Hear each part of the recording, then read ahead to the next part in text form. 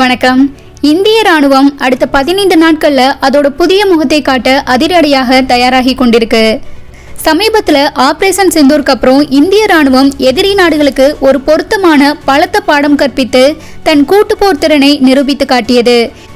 இந்த வெற்றிக்கு பிறகு ராணுவம் அதன் பல்லாண்டுகளுக்கான மாற்ற திட்டத்தை துரிதப்படுத்தி வருது. இதுவரை அவங்க ஃபாலோ பண்ணிட்டு இருந்த ஸ்ட்ராட்டஜி, அவங்க யூஸ் பண்ணிட்டு இருந்த துப்பாக்கிகள், பீரங்கிகள், வெடிமருந்து, இது எல்லாமே நிறைய மாற்றம் செய்யப்பட்டு நவீனமயமாக்கப்பட்டு இப்போ இருக்க டெக்னாலஜி உலகத்திற்கு ஏற்ற மாதிரி தயாராகி கொண்டிருக்கு நம்ம ராணுவம். ஏன்னா தொடர்ந்து பாகிஸ்தான் தொல்லை கொடுப்பதும், இந்தியா பார்டரில் சைனா பிரச்சனை கொடுப்பதும், இன்னொரு பக்கம் அமெரிக்கா வரி விதிப்பு, அது மட்டும் இல்லாமல் பாகிஸ்தானோட சேர்ந்து இந்தியாவிற்கு எதிராக பேச வைக்கிறது, இப்படி நிறைய நடந்துட்டு இருக்கு. இதெல்லாம் நம்ம சமாளிக்கணும், முறியடிக்கணும்னா நம்ம பழைய முறையை கண்டிப்பாக மாற்றணும். எல்லாத்தையும் விட உலகத்திற்கு நம்ம இந்தியா எவ்வளவு முன்னேறி இருக்கு, எந்த அளவுக்கு உயரத்தில் இருக்குன்றத எல்லாருக்குமே காட்டணும். அதற்கான நேரம் தான் இது. அதனால மாற்றத்திற்கான பல ஆண்டுகால செயல் திட்டத்தின் கீழே முதல் கட்டத்திற்கான காலக்கெடு ஆகஸ்ட் வரை நிர்ணயிக்கப்பட்டிருக்கு. ராணுவம் போர்க்கால அடிப்படையில் இதை முடிப்பதில் ஈடுபட்டுள்ளது. இந்த திட்டத்தின் கீழே திவ்யஸ்திரி பேட்டரி, பைரோ பட்டாலியான் மற்றும் சக்திபான் ரெஜிமெண்ட் இது எல்லாமே முழுமையாக செயல்படும். இது என்னன்றதை தெரிஞ்சுக்கலாம். சைனா தன்னோட முழு இராணுவ பகுதிகளையும் 5 தியேட்டர் கட்டளைகளாக மாற்றியுள்ளது. இந்திய எல்லையை ஒட்டிய பகுதிகள் வெஸ்டர்ன் தியேட்டர் கட்டளையால் கட்டுப்படுத்தப்பட்டிருக்கு. இதில் சைனா இராணுவமும் விமானப்படையும் ஒன்றாக நிறுத்தப்பட்டிருக்கு.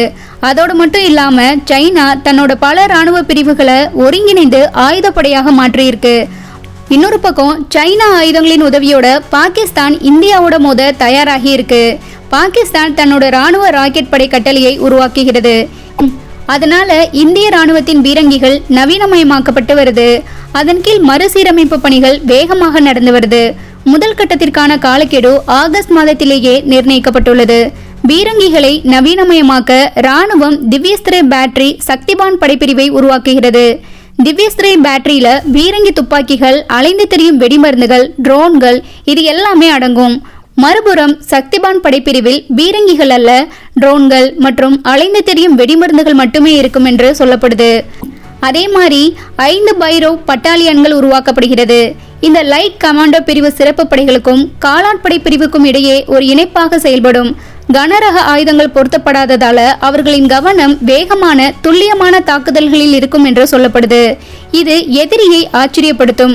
கண்காணிப்பு, தாக்குதல் நடவடிக்கை இரண்டையும் செய்வதற்கு இராணுவத்தின் ஒவ்வொரு காலாட்படை பட்டாலியனிலும் ஒரு ட்ரோன் படைப்பிரிவு சேர்க்கப்படுது. ஆகஸ்ட் மாத இறுதிக்குள் அனைத்து ட்ரோன் படைப்பிரிவுகளும் செயல்படுத்தப்படும் என்று தெரிவிக்கப்பட்டிருக்கு. ஆபரேஷன் சிந்தூருக்கு பிறகு ருத்ரா படைப்பிரிவை உருவாக்கும் செயல்முறை வேகப்படுத்தப்பட்டு வருது. இதுவரை 2 காலாட்படை படைப்பிரிவுகள் அனைத்து ஆயுத ருத்ரா படைப்பிரிவுகளாக மாற்றப்பட்டுள்ளது. இதில் காலாட்படை, இயந்திரமயமாக்கப்பட்ட காலாட்படை, டாங்கிகள், பீரங்கிகள், சிறப்பு படைகள் மற்றும் ஆளில்லா வான்வழி அமைப்புகள் இணைந்து செயல்படுது. இந்த மாற்றங்கள் இந்திய ராணுவத்தின் துப்பாக்கி சக்தி, எதிர்த்தாக்குதல் நேரம், தொழில்நுட்பத்தை பன்மடங்கு அதிகரிக்கும். இதனால எதிர்காலத்தில் ஏற்படும் எந்த ஒரு மோதலிலும் இந்திய ராணுவத்தால் எதிரிகளுக்கு பலத்த சேதத்தை ஏற்படுத்த முடியும். அனைவருக்கும் சுதந்திர தின நல்வாழ்த்துக்கள்.